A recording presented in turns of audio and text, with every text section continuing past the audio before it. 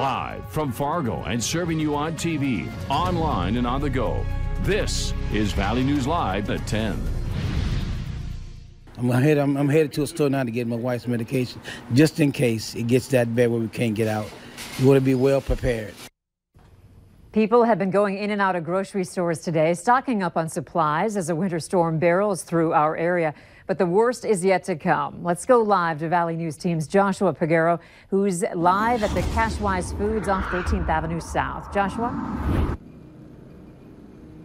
Andrea, most parking spaces were filled right here earlier this afternoon. I spoke with a few shoppers who were going in and out and said they were buying milk and eggs, and we also caught up with the Cass County Emergency Manager who gave some tips on riding out the winter storm.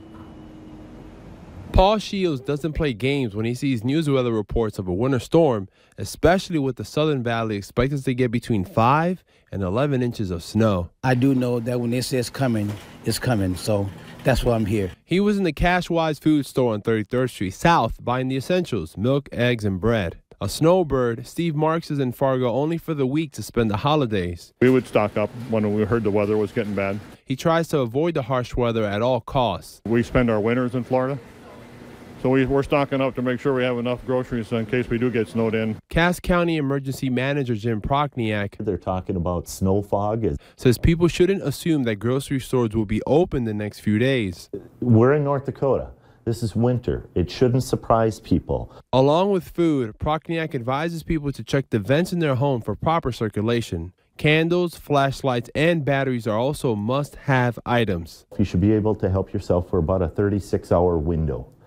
So if you take 3 days, do you have enough water? Do you have enough basic supplies? Obviously, food. He also says to take it easy when shoveling or plowing snow because you can easily hurt yourself. One shopper we caught up with says she isn't fazed by the winter storm. I've lived in this weather all my life, in this part of the country all my life, so prepared. She didn't wait until Wednesday to get stocked up on supplies.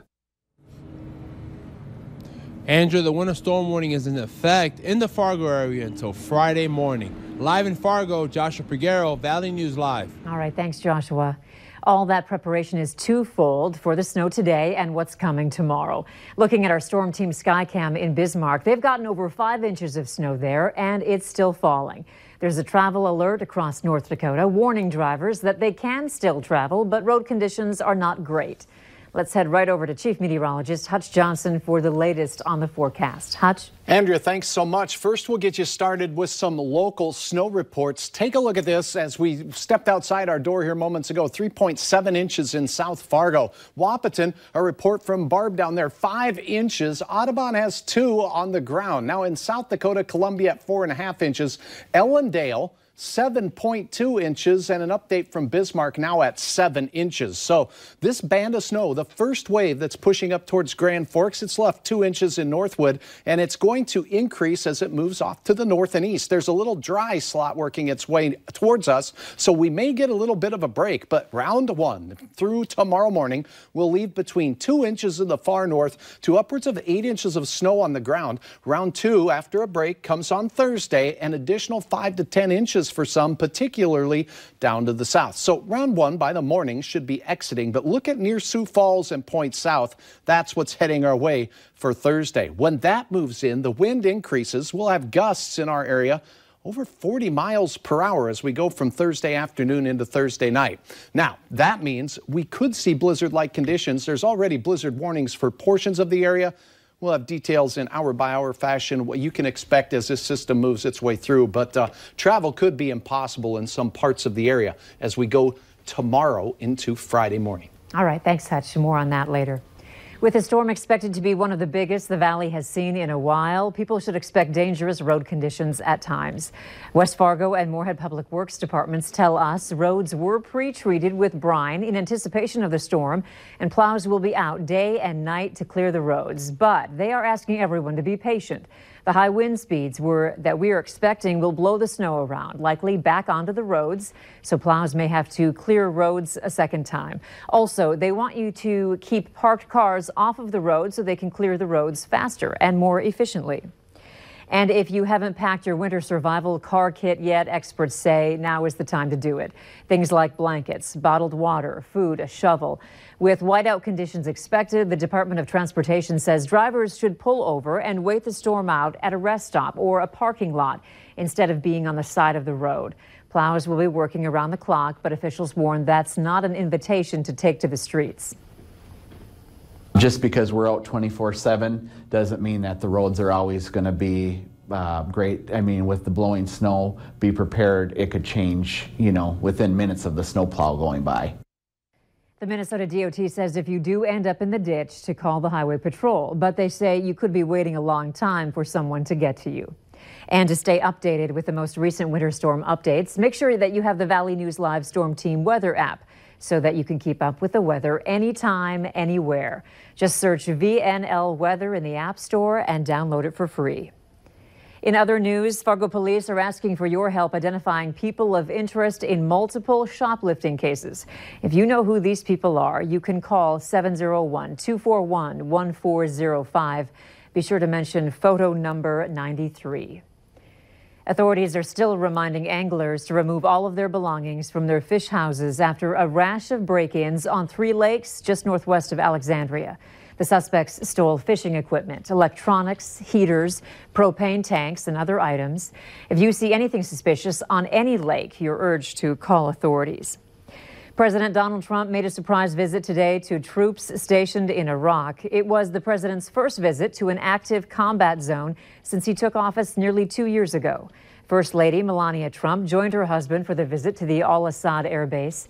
In a speech to the troops, President Trump defended his decision to remove U.S. forces from Syria and said America's military power is being exploited by others. The other reason I'm here today is to personally thank you and every service member throughout this region for the near elimination of the ISIS territorial caliphate in Iraq and in Syria. 2 years ago, when I became president, they were a very dominant group. They were very dominant. Today, they're not so dominant anymore. President Trump also met with the U.S. ambassador and commanders on the ground. A planned meeting with the Iraqi prime minister was canceled, but the president invited him to visit Washington. After a brutal Christmas Eve, stocks posted the best day in nearly a decade, with the Dow Jones posting its largest daily point gain in history. The Dow traded a little over 1,000 points higher, while the S&P 500 gained 4.9%. NASDAQ rose 5.8%. Retailers were among the best performers. Shares of Wayfair, Kohl's, and Dollar General rose by more than 7%. Amazon's stock also jumped by 9.45% after the company sold a record number of items this holiday season. There's some big scholarship money up for grabs for high school seniors in North Dakota, $90,000 to be exact. It's through a program called Dollars for Scholars. Anyone who is graduating or has graduated from a North Dakota school can apply. Students can receive anywhere from $500 to $2,500. The scholarships cover a variety of categories, including military families, vocational or technical schools, and community service. Applications will be accepted beginning New Year's Day through April 1st. You can apply by going to this website, nddfs.org. Some Republican lawmakers are pushing a bill that would give the North Dakota legislature the final say on successful citizen-led initiatives that amend the state constitution. Opponents believe the proposed legislation goes against the will of the people. Lawmakers say it was inspired in part by a string of successful ballot measures funded largely by out-of-state interests. The legislation would require endorsement by the legislature in each of the 2 sessions following voters' approval of an initiated measure.